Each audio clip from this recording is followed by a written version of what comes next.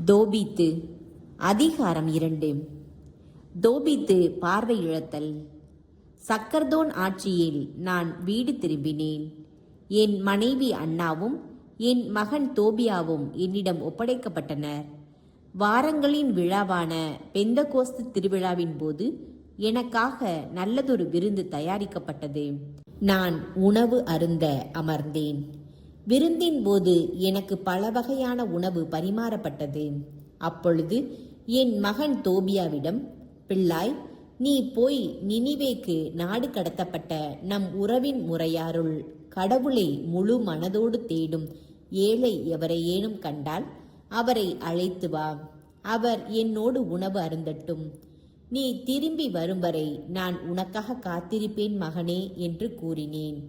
தோபியா எங்கள் உறவின் முறையாருள் ஏழை ஒருவரை தேடி சென்றான். அவன் திரும்பி வந்து அப்பா என்று அழைத்தான். நான் என்ன மகனே என்றேன். அவன் மறுமொழியாக, அப்பா, நம் இனத்தாருள் ஒருவர் கொலை செய்யப்பட்டுள்ளார். அவரது சடலம் சந்தை வெளியில் எரியப்பட்டு அங்கேயே கிடக்கிறது என்றான். உடனே நான் எழுந்து உணவை தொடாமலே வெளியேறி தெருவிலிருந்து சடலத்தை தூக்கி வந்தேன். கதிரவன் மறைந்த பின் அடக்கம் செய்யலாம் என்று அதை என் வீட்டின் ஓர் அறையில் வைத்தேன். வீடு திரும்பியதும் குளித்துவிட்டு துயருடன் உணவு அருந்தினேன். உங்கள் திருநாள்களை துயர நாள்களாகவும் பாடல்களை எல்லாம் புலம்பலாகவும் மாற்றுவேன் என்று பெத்தேலை குறித்து இறைவாக்கினர் ஆமோஸ் கூறிய சொற்களை நினைத்து அழுதேன். கதிரவன் மறைந்ததும் நான் வெளியே சென்று குழி தோண்டி சடலத்தை புதைத்தேன். என் அண்டை வீட்டார், இவனுக்கு அச்சமே இல்லையா? இத்தகையதொரு செயலை செய்ததற்காகத்தானே ஏற்கனவே இவனை கொல்ல தேடினார்கள். இவனும் தப்பியோடினான்.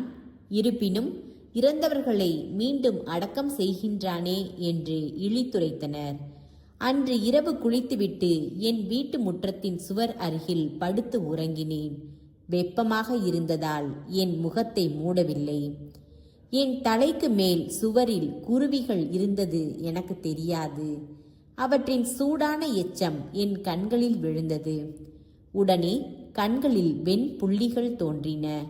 நலம் பெறுமாறு மருத்துவர்களிடம் சென்றேன். அவர்கள் எவ்வளவோ மருத்துவம் செய்தும் வெண் புள்ளிகளால் என் பார்வை குன்றி வந்தது. இறுதியாக பார்வையை முற்றும் இழந்தேன். நான் பார்வையற்றவனாக 4 ஆண்டுகள் வாழ்ந்தேன். என் உறவின் முறையார் அனைவரும் எனக்காக வருந்தினர். எலிமாய் செல்லும் வரை 2 ஆண்டுகளாய் அகிகார் என்னை பேணி வந்தான். அக்காலத்தில் என் மனைவி அன்னா பெண்களுக்குரிய கைவேலைகளில் ஈடுபட்டிருந்தாள். தன் கை வேலைப்பாடுகளை அவள் உரிமையாளர்களுக்கு அனுப்பி வைக்க அவர்கள் அவளுக்கு கூலி கொடுப்பார்கள். திசித்தர் மாதம் 7ஆம் நாள் தான் நெய்திருந்ததை உரிமையாளர்களுக்கு அவள் அனுப்பி வைத்தாள். அவர்கள் அவளுக்கு முழு கூலியுடன் விருந்து சமைக்க ஓர் ஆட்டுக்குட்டியையும் கொடுத்தார்கள். அவள் திரும்பி வந்தபோது ஆட்டுக்குட்டி கத்தத் தொடங்கியது. உடனே நான் அவளை அழைத்து, இந்த ஆட்டுக்குட்டி எங்கிருந்து வந்தது என்று கேட்டேன். ஒருவேளை இது திருடப்பட்டதோ? அப்படியானால் உரியவரிடம் இதை திருப்பிக் கொடுத்துவிடு. ஏனெனில் திருடிய எதையும் உண்ண நமக்கு உரிமை இல்லை என்றேன். அதற்கு அவள் என்னிடம், கூலிக்கு மேலாக இது எனக்கு அன்பளிப்பாக கொடுக்கப்பட்டது என்றாள். இருப்பினும் நான் அவளை நம்பவில்லை. உரியவருக்கு அதை திருப்பிக் கொடுத்து விடுமாறு வற்புறுத்தினேன். அவளது செயலை குறித்து நான் நாணினேன். அப்பொழுது அவள் மறுமொழியாக என்னிடம், உம்முடைய தருமங்கள் எங்கே? நற்செயல்கள் எங்கே? உம்முடைய குணம் இப்பொழுது நன்றாகவே புலப்படுகிறது என்றாள்.